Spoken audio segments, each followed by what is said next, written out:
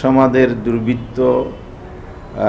দুর্বৃত্তকারী অংশটা সবসময় এসব পরিস্থিতিতে কিন্তু সুযোগ সন্ধানী হিসাবে নিজেদের স্বার্থ চরিতার্থের কাজে করার চেষ্টা করে। এই সেরিনটাও কিন্তু এর মধ্যে ইনভলভ হয়েছে আমাদের অবজারভেশনে। সেই দুর্বৃত্ত যারা আছে, দুর্বৃত্তরা কাদের আড়ালে কাজ করছে এটাও দেশবাসীর কাছে স্পষ্ট। কারণ যারা দেশপ্রেমে উদ্য হয়ে একটা দেশকে গঠন করার জন্য এত বড় পরিবর্তন আনলো, তাদের এখানে সম্পৃক্ত থাকার প্রশ্নই ওঠে না।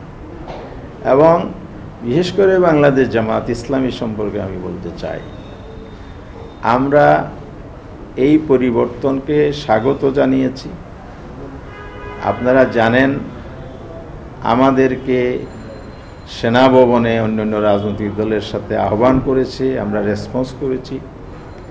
বঙ্গভবনে মিটিংয়ে আমরা অংশগ্রহণ করেছি। আমরা দেশপ্রেমিক শক্তি হিসাবে দেশের জনগণের যান মাল নিরাপত্তা, আইনের শাসন প্রতিষ্ঠা, মৌলিক অধিকার মানবাধিকার প্রতিষ্ঠা, দেশের অর্থনীতিকে সচল করার, কারণ দেশটা তো আমাদের সকলের, এগুলো আমাদেরই সম্পদ, দেশেরই সম্পদ।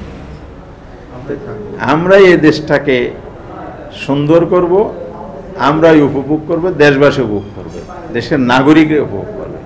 এখানে কে কোন ধর্মের এটা বড় বিষয় না।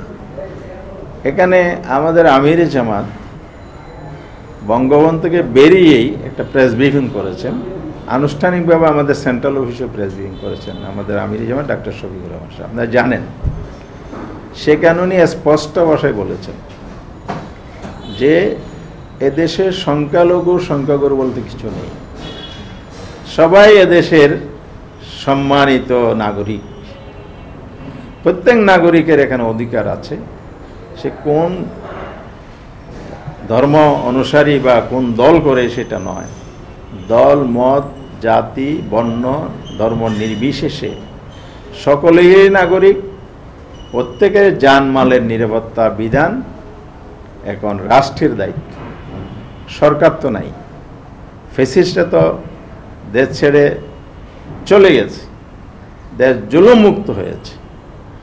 তাহলে এই দেশটাকে যদি আবার পুনর্গঠন করে অর্থনৈতিক চাকাকে সচল করতে হয়, জানমালের নিরাপত্তা বিধান শৃঙ্খলা ফিরিয়ে আনা অপরিহার্য। এই জন্য আমাদের আমিরে জামাত এটা আহ্বানও জানিয়েছেন যে আমাদের টপ প্রায়োরিটি হবে এটাই, এই অর্জনকে ধরে রাখা। সেক্ষেত্রে দেশবাসীকে উনি আহ্বান জানিয়েছেন, সরকারি স্থাপনা, সরকারি সম্পদ, বেসরকারি সম্পদ, নাগরিকদের জান মালের নিরাপত্তা, এটা আমাদের সবচেয়ে বড় কাজ।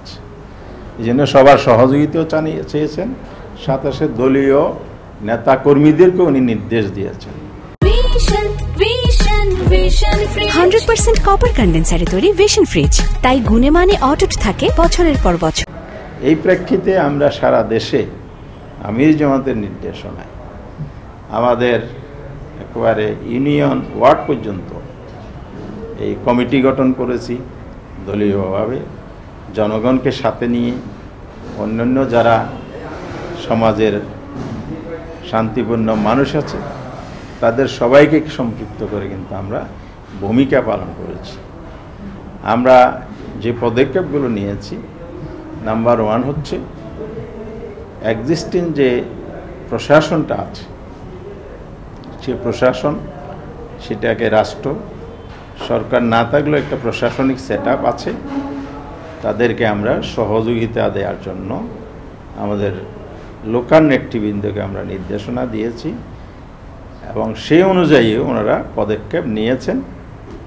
আপনারা কিন্তু বিভিন্ন জেলা উপজেলা পর্যায়ে প্রশাসনিক কর্মকর্তাদের যোগাযোগ করলে এটা সত্যতা সাক্ষী প্রমাণ আপনারা পাবেন এবং ওনারা যথেষ্ট কমফোর্ট ফিল করেছেন আমরা এগিয়ে আসাতে। সেকেন্ড, আমরা যে পদক্ষেপটা নিয়েছি, ভিন্ন ধর্মাবলম্বী বলতে যাদের বোঝানো হচ্ছে, অন্যান্য ধর্মাস এখানে আছে, তাদের প্রতি আমরা অতীতেও সবসময় এরকম পরিস্থিতি যখন হয়েছে পাশে দাঁড়িয়েছি। এবারও আমরা আমাদের কর্মীদের ব্যবস্থাপনায় তারা রাত জেগে জেগে মন্দির পাহারা দিয়েছে হিন্দুদের, বিভিন্ন ধর্মাবলম্বীদের যেখানে যেটা আছে উপাসনালয়গুলো পাহারা দিয়েছে, বাড়িঘর পাহারা দিয়েছে, হাট বাজার পাহারা দিয়েছে, তাদের অন্যান্য সহায় সম্পদ যা আছে যান এবং মালের নিরাপত্তার জন্য আমাদের কর্মীরা অক্লান্ত পরিশ্রম করে পাহারা দিয়েছে। এরপরে আমরা সমাজের মধ্যে যে দুর্বৃত্তকারী শক্তি, দুষ্কৃতিকারী শক্তি আছে, তারা যাতে লুটপাট এবং অরাজকতা তৈরি করতে না পারে সে ব্যাপারে আমাদের কর্মীদেরকে সতর্ক করেছি এবং অনেক জায়গায় জনগণকে সাথে নিয়ে কিন্তু আমরা প্রতিরোধ গড়ে তুলেছি। আরেকটা হচ্ছে, এদেশে যেহেতু সরকার নাই, প্রশাসনিক ব্যবস্থা ভেঙে পড়েছে, সেই কারণে সেনাবাহিনী বর্তমানে ক্রাইসিস মুহূর্তে দেশ জাতি আন্দোলনকারী শক্তি যারা আছে সকলের একটা আশ্রয়স্থল, আস্থার জায়গা হিসেবে ইতিমধ্যেই ভূমিকা রাখতে সক্ষম হয়েছে আমরা দেখেছি। এটাকেও আমরা স্বাগত জানিয়েছি। এই জন্য যারাই পজিটিভ রোল প্লে করছে তাদেরকে সাথে নিয়ে কিন্তু আমরা ভূমিকাটা রেখেছি। এর জন্য ছাত্র সমাজ যারা আন্দোলন করেছে তাদেরকেও আমরা একইভাবে আহ্বান জানিয়েছি। বিশাল অর্জন তোমাদের নেতৃত্ব হয়েছে, তোমাদের কাছে জাতি অনেক কিছু এখন আশা প্রত্যাশা করে এবং এই আশা আকাঙ্ক্ষাকে যারা নস্যাৎ করতে যায় তাদের বিরুদ্ধে সবাইকে দাঁড়াতে হবে। সেক্ষেত্রেও আমরা সমন্বিতভাবে কাজ করেছি, যার ফলশ্রুতিতে শুরুর দিকে কিছু ব্যাপক আকারে সহিংসতা ছড়িয়ে পড়লেও আলটিমেটলি এটা ক্রমশ নিয়ন্ত্রণে চলে আসছে। এখন দুর্ভাগ্যজনক হচ্ছে যে পরাজিত শ্রেণীটা আমি বলবো সেই শক্তি ভিন্ন কায়দায় পানি ঘোলাটে করার চেষ্টা করছে। আপনি যে বিদেশি মিডিয়া বললেন, পত্রপত্রিকা করলেন, আসলে ঘটনা ঘটেছে ঠিক, দায়ী কারা এবং কাদেরকে দায়ী করা হচ্ছে। আমরা যারা সবচেয়ে বলিষ্ঠ ভূমিকা রাখলাম, আমরা বলতে আমাদের সংগঠন, ছাত্র সমাজ, অন্যান্য রাজনৈতিক দল, সামাজিক শক্তি, প্রশাসন সবাই মিলে যে আমরা ভূমিকাটা রাখলাম, এটা ছিল একটা পজিটিভ ভূমিকা। সেদিকে না গিয়ে ও দুর্বৃত্তরা যে এই ঘটনাগুলো সংঘটিত করেছে এটার দায়ভার আন্দোলনকারীদের গাড়ে চাপানোর অপচেষ্টা হচ্ছে, গোলাবানিতে মাছ শিকারের চেষ্টা করা হচ্ছে এবং লুটপাট তাদের ইন্ধন হয়েছে, তাদের কনস্পিরেসির কারণে হয়েছে, দায়ভার চাপানো হচ্ছে যারা পজিটিভ ভূমিকা, গঠনমূলক ভূমিকা ছিল তাদের। এই জন্য আমরা সময়ে সময়ে এগুলোর প্রতিবাদ দিয়েছি, পজিটিভলি আমরা মানুষকে আহ্বান জানিয়েছি, দেশবাসী জানে। তো যারা প্রোপাগান্ডা চালায় এগুলো আমি মনে করি মিথ্যা এবং ভিত্তিহীন। এখন হলো দেশ গড়ার সময়, প্রতিশোধ প্রতিহিংসা নয়। দেশকে গড়তে হলে স্থিতিশীলতা, শৃঙ্খলা ফিরিয়ে আনতে হবে।